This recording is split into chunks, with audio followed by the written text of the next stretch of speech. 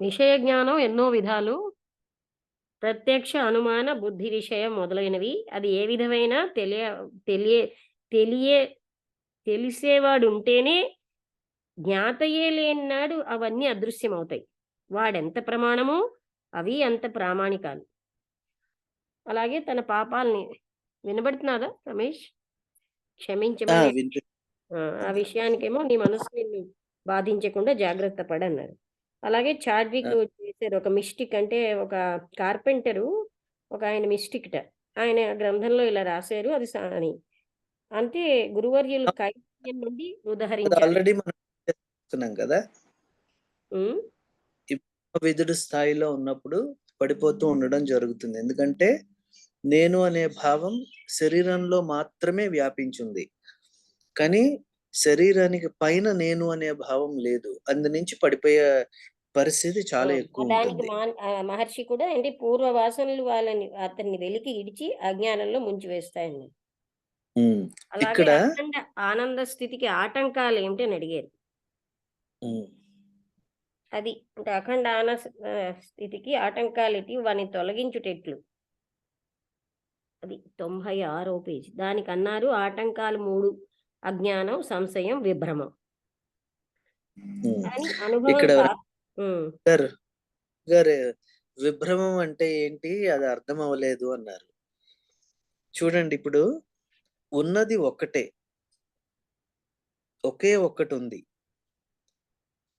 అది ఎన్నో రకాలుగా కనిపిస్తుంది. ఎన్నో రకాలుగా కనిపించడం వల్ల మొట్టమొదటిది ఏంటవుతోంది అంటే, ఆ ఉన్నదాన్ని మర్చిపోయాం మనం. అది అజ్ఞానం. దాని నుంచి ఏమైంది మనకి, ఏదైతే ఎప్పుడైతే మన నిజ స్థితిని మర్చిపోయామో అప్పుడు ఏమైంది అంటే వేరే ఒక ఆలోచన వచ్చింది. అంటే ఆ పేర్లు నేను మర్చిపోయాను.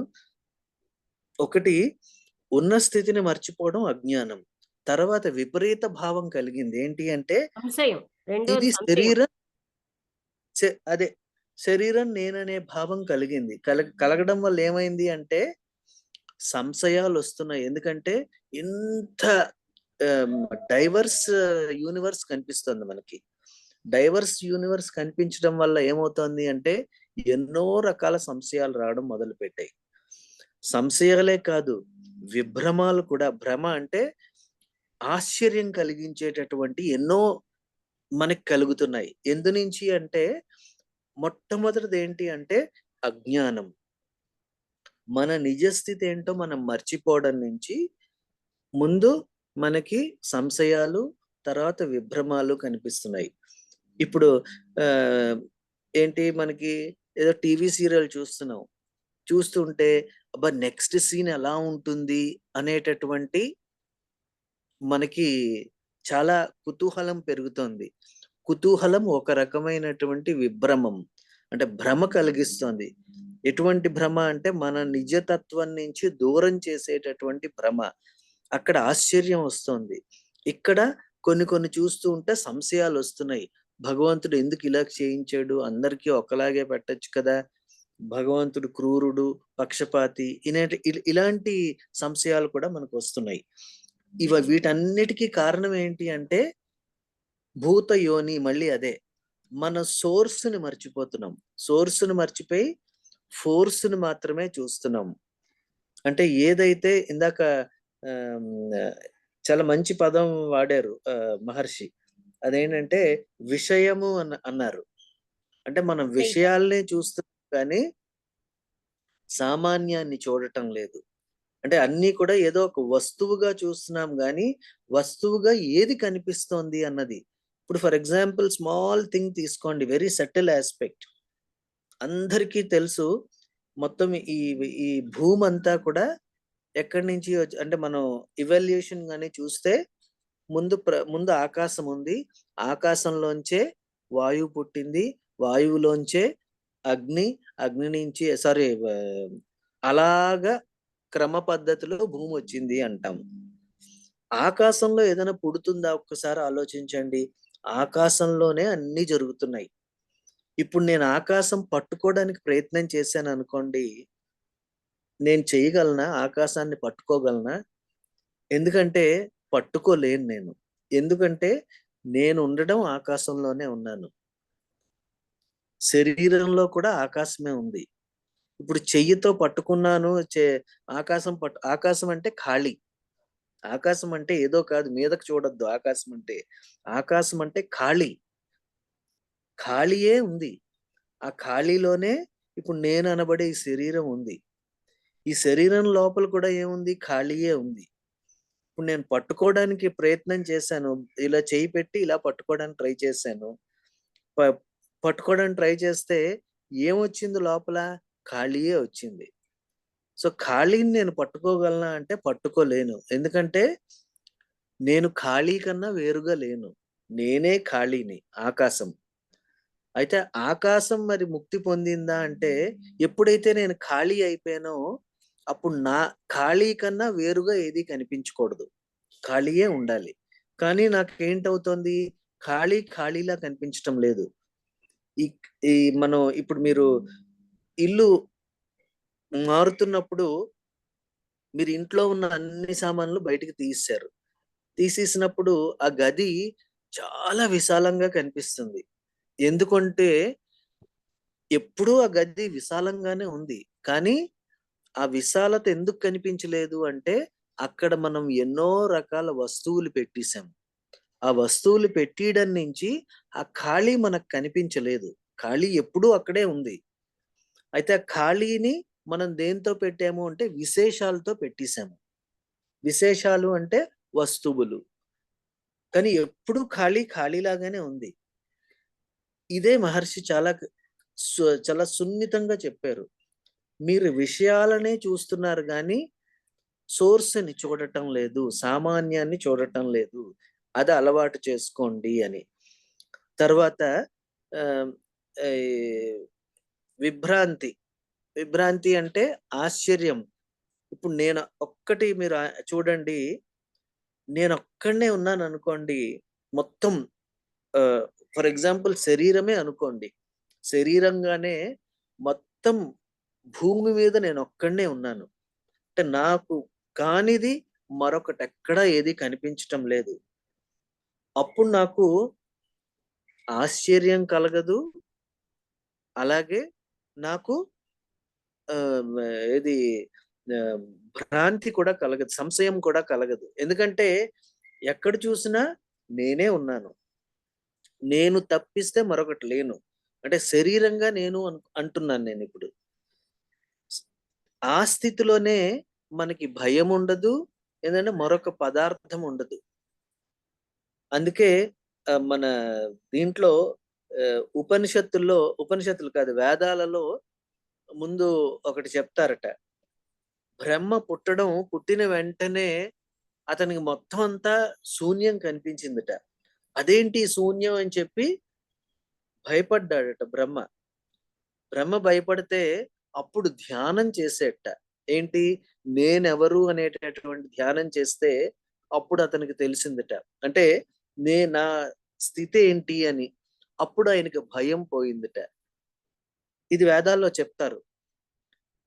ఇదే స్థితి ఇప్పుడు మనం అందరూ కూడా నేనొక్కడినే ఉంటే నాకు భయం అన్నది కలగడానికి అవకాశం లేదు.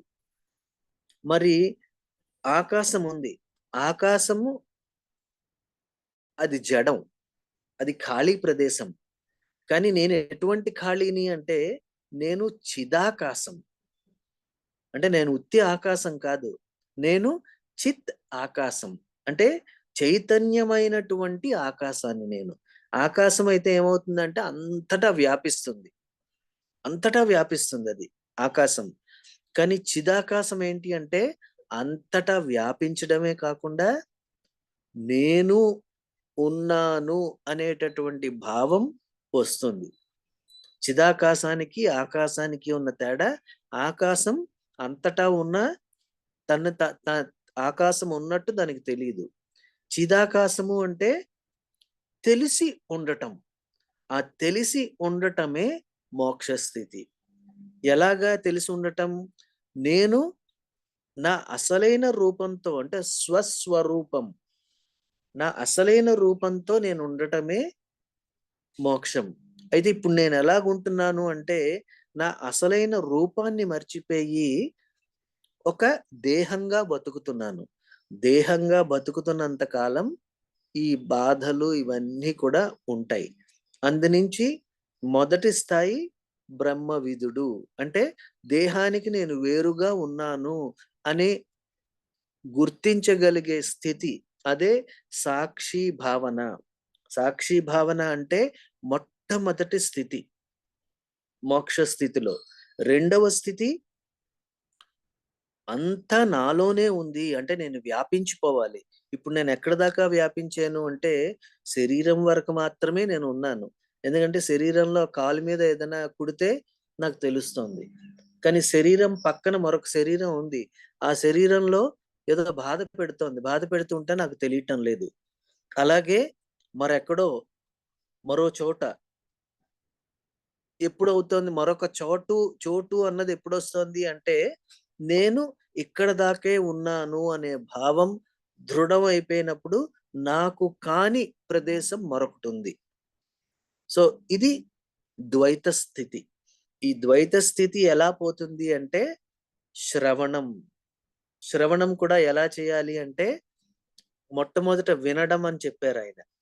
వినడం అని చెప్పి. కానీ అది అసలైన శ్రవణం కాదు. శ్రవణం అంటే ఏంటి? నన్ను నేను కంటిన్యూస్‌గా అనలైజ్ చేసుకోవాలి. అనలైజ్ చేసుకోవడం అంటే మన ఉపనిషత్తుల్లో నేతి, నేతి, నేతి, నేతి. అదే అనాలిసిస్.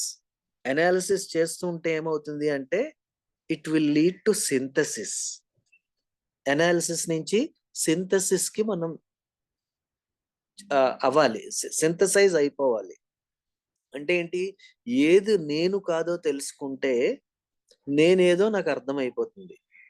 నేను అన్నది ఎప్పుడూ కూడా కనిపించదు. ఇదెప్పుడూ కూడా అనిపిస్తుంది. జాగ్రత్తగా వినండి. నేను అన్నది కనిపించదు.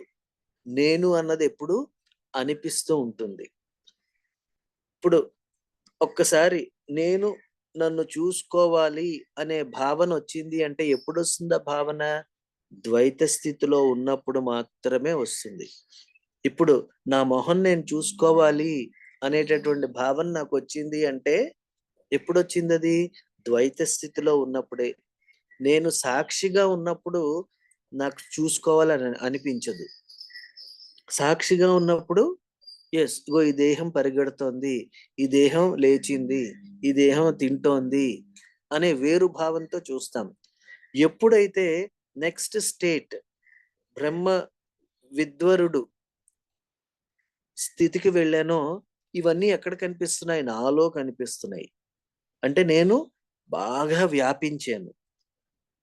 వ్యాపించడం అంటే శరీరం వ్యాపించడం కాదు.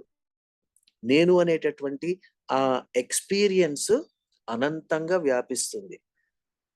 అందునించి ఎప్పుడైతే నేను అనంతంగా వ్యాపించానో అప్పుడు నాకు పాపము లేదు, పుణ్యము లేదు. పాపము, పుణ్యము ఏ స్థితిలో ఉంటాయి అంటే నేను శరీర స్థాయిలో ఉన్నప్పుడు మాత్రమే పాపముంది, పుణ్యముంది. నేను అనంతంగా వ్యాపించినప్పుడు పాపం, పుణ్యం ఎక్కడుంది? నాలో ఉన్నాయి. మూడో స్థితిలో ఏమైపోయింది? మూడో స్థితిలో అసలు ఆ పదార్థాలు కూడా లేవు. నాలో కూడా అది లేదు. నేనే ఉన్నాను. అప్పుడు పాపము, పుణ్యానికి అసలు స్కోపే లేదు. అందుకే శంకరాచార్య ఇవేవీ లేవు అంటారు. నెక్స్ట్ మరొక పరిపూర్ణ స్థితి ఏంటంటే అసలు సృష్టే జరగలేదు. సృష్టే జరగలేదు.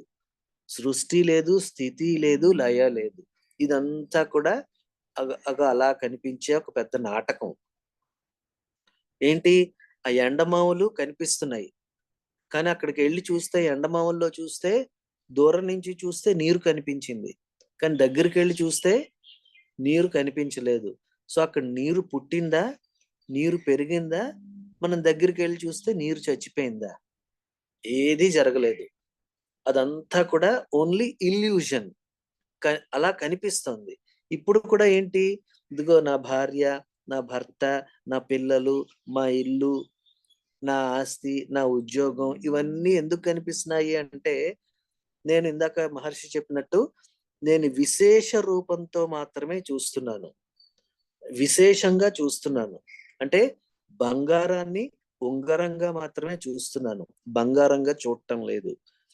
అక్కడే నేను సోర్స్ మర్చిపోతున్నాను. ఆ సోర్స్ మర్చిపోవడమే నేను చేస్తున్నటువంటి పెద్ద తప్పు. సో ఎప్పుడూ కూడా బంగారం, అయ్యో! నేను ఉంగరంగా పుట్టాను, ఉంగరంగా పెరుగుతున్నాను, ఉంగరంగా చచ్చిపోతున్నాను అనేటటువంటి భావం ఎప్పుడూ బంగారానికి ఉండదు. దేనికుంటుంది అంటే ఉంగరానికి ఉంటుంది. ఎందుకంటే అది ఎప్పుడూ తన నిజతత్వమైన నేను ఉంగరాన్ని కాదు, నేను బంగారాన్ని అనేటటువంటి భావం దానికెప్పుడు కలగదు. అది కలిగితే అదే మోక్షం. ఎందుకంటే అదే దాని నిజస్థితి. ఆ నిజస్థితిని మనం ఎప్పుడు దాని వైపే దృష్టి పెట్టుకుంటూ ఉంటే అదే మన విడుదలకి, అంటే బంధానికి, విడుదలకి అదొక్కటే కారణం. ఏది అంటే అగో మళ్ళీ మహర్షి చెప్పినట్టు ఆ మనస్సే కారణం. సో ఇది ఈ శ్రవణం ఎక్కడ జరగాలి అంటే, శ్రవణం ఎప్పుడు కూడా లోపల జరుగుతూ ఉండాలి. ఏ విధంగా అంటే ఎప్పుడు అనలైజ్ చేస్తూ ఉండాలి. అలా అనలైజ్ చేస్తున్నప్పుడు ఏం జరుగుతుంది అంటే బోల్డ్ డౌట్స్ వస్తూ ఉంటాయి. శ్రవణం, మననం, మననం అలా చేస్తూ ఉంటే బోల్డ్ డౌట్స్ వస్తూ ఉంటాయి. ఆ డౌట్స్ ని క్లారిఫై చేసుకుంటూ వెళ్తే దూరంగా అది కనిపిస్తూ ఉంటుంది నిధిధ్యాసన. అంటే ఏదైతే ఇప్పుడు మనకు కనిపించిందో దాని మీదే దృష్టి పెట్టాలి. అలా దృష్టి పెడుతూ ఉంటే, అదే పనిగా దృష్టి పెడుతూ ఉంటే ఏమవుతుంది అంటే అప్పుడు సాక్షాత్కారం అవుతుంది. శ్రవణం, మననం, నిధిధ్యాసన. నిధిధ్యాసన అంటే కంటిన్యూస్ గా దాని మీదే ఫోకస్ పెట్టడం. దేని మీద ఫోకస్ పెట్టాలి? ఏదైతే చూస్తోందో దాని వైపే ఫోకస్ పెట్టాలి. మనం కూడా ఎప్పుడు చూస్తూ ఉంటాం. కానీ మనం ఎప్పుడు, మీరు జాగ్రత్తగా గమనించండి. ఇది చాలా సెటిల్ పాయింట్. చాలా అద్భుతమైన పాయింట్. మీరెప్పుడు కూడా ఇప్పుడు ఫర్ ఎగ్జాంపుల్ టీవీ చూస్తున్నారు. టీవీ చూస్తున్నప్పుడు టీవీలో కనిపించేటటువంటి ఆ బొమ్మలనే చూస్తాం గానీ, ఏదైతే చూస్తోందో దాన్ని మనం చూడం. మీరు అందరూ ధ్యానం, ధ్యానం అంటారు. ధ్యానం అంటే దేని మీద ధ్యానం చేయాలి? నిధిధ్యాసన ధ్యానం. ధ్యానం అంటే ఏదైతే కనిపిస్తోందో అది నేను కాదు. ఏదైతే చూస్తోందో అది నేను. సో మన దృష్టి ఎప్పుడు దేని మీద ఉండాలి అంటే కనిపించే వాటి మీద కాదు. ఏదైతే చూస్తోందో దాని వైపు కంటిన్యూస్ గా మనం పెడుతూ ఉంటే, ఇప్పుడు ఫర్ ఎగ్జాంపుల్ ఈ ఈ మనస్సుని ఎలా గమనించాలి అంటే, ఏదైతే కనిపిస్తోందో అది నేను కాదు. This is a very simple theory. ఇప్పుడు నాకు టీవీ కనిపించింది కాబట్టి టీవీ నేను కాదు. నేను వేరేగా ఉన్నాను టీవీ కన్నా. అందుకే నాకది కనిపించింది. రెండోది, నా ఎదురుగుండా ఓ మంచం ఉంది. మంచం కనిపిస్తోంది. మంచం కనిపించిందంటే నేను మంచం కాదు. మంచం కన్నా నేను వేరుగా ఉన్నాను. అందుకే నాకు మంచం కనిపించింది. ఇప్పుడు ఈ దేహం నాకు కనిపిస్తుంది. కాబట్టి కనిపించే దేహం కన్నా నేను వేరుగా ఉన్నాను. కాబట్టి నేను దేహం కాదు. నెక్స్ట్, ఆలోచనలు, కళ్ళు మూసుకున్నాను. కళ్ళు మూసుకున్న వెంటనే నాకు ఆలోచనలు కనిపించాయి. ఆలోచనలు కనిపించాయి అంటే ఆలోచనలు చూస్తున్నది వేరేగా ఒకటుంది. ఆలోచనలు స్ఫురింపజేసేది ఒకటుంది. కాబట్టి ఆలోచనలు నేను కాదు. ఇంక తర్వాత ఏంటి? నాకు ఇంకా లోపలికి వెళ్తూ ఉంటే నాకు చీకటి కనిపించింది. చీకటి కనిపించింది అంటే చీకటిని చూసే ఏదో వేరుగా ఉంది. చీకటిని చూసేది వేరుగా ఉంది. సో అది నేను. సో ఈ చీకటి ఎప్పుడు కనిపిస్తుంది? లాస్ట్ లో కనిపిస్తుంది. అదేంటి అంటే అదే అజ్ఞానం. అజ్ఞానం ఎప్పుడు కనిపిస్తుంది అంటే చివర్లో కనిపిస్తుంది. మొదటంతా ఏం కనిపిస్తాయంటే ఈ చీకటి కనిపించదు. ముందు వస్తువులు కనిపిస్తాయి. తర్వాత నా దేహం కనిపిస్తుంది.